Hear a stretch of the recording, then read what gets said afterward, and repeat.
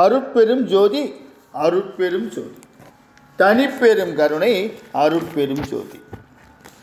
நேற்று உரையில் ராமையா பிள்ளையின் இறப்பிற்கு பிறகு நடந்த துக்க நிகழ்வுகளை எல்லாம் நாம் பார்த்தோம்.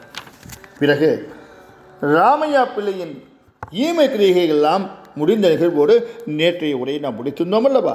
வாருங்கள், தொடர்ந்து பார்ப்போம். எல்லாமே முடிந்துவிட்டது.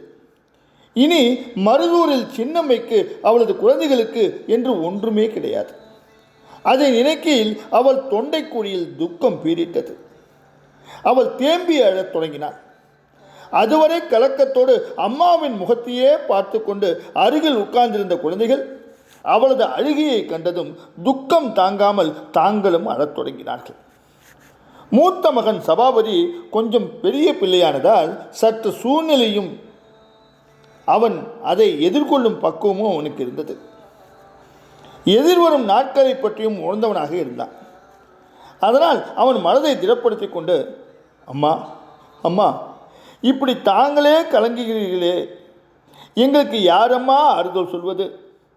தாங்களே மனம் பேதலித்தால் எங்களுக்கு தேர்தல் சொல்வது யாரம்மா? தாங்களே தைரியம் இழந்தால் நாங்கள் என்ன செய்வோம் அம்மா? துணிவோடு இருந்து எங்களை வளர்ப்பதும் வழிநடத்த வேண்டியதும் தங்கள் பொறுப்பல்லையாம்மா என்று தாய்க்கு ஆறுதலும் தேடுதலும் சொல்வது போல அவளது எதிர்கால கடமைகளை உணர்த்தி அவளை அழுகையிலிருந்து மீட்டான்.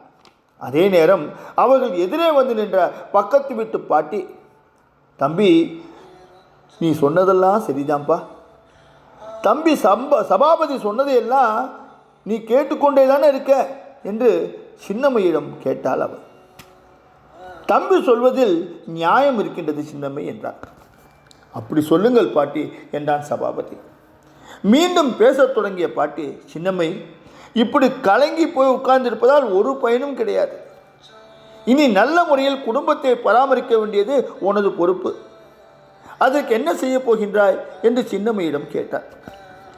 அழுகை ஓய்ந்து கொஞ்சம் மனத்தம்பு பட்டிருந்த சின்னம்மை, பாட்டி, நீங்கள் சொல்வது எல்லாமே சரிதான்.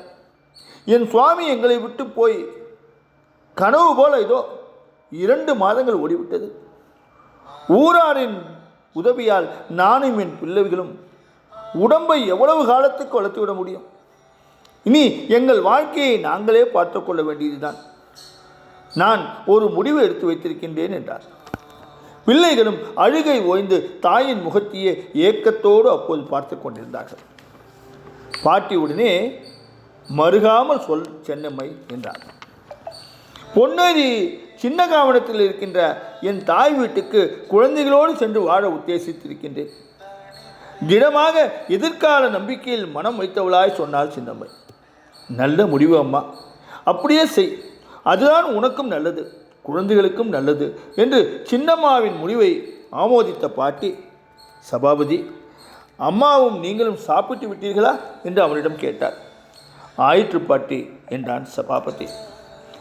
சபாபதி அப்படி சொன்னபோதும் மனம் ஒப்பாமல், இல்லை என்றால் ஏதாவது கொண்டு வரலாமே என்று கேட்டுவிட்டு போகத்தான் வந்தேன். சரி, நான் வருகின்றேன் சின்னம்மை என்று சின்னம்மையிடம் சொல்லிக் கொண்ட பாட்டி, பிள்ளைகளே, அம்மாவை தொந்தரவு செய்யாமல் சமத்தா இருக்கணும் என்று சொல்லிட்டு கிளம்பிவிட்டார். சரி பாட்டி என்று பிள்ளைகளும் தலையாட்டினார்கள். இது எதையும் உணர்ந்ததோ உணரவில்லையோ தெரியவில்லை.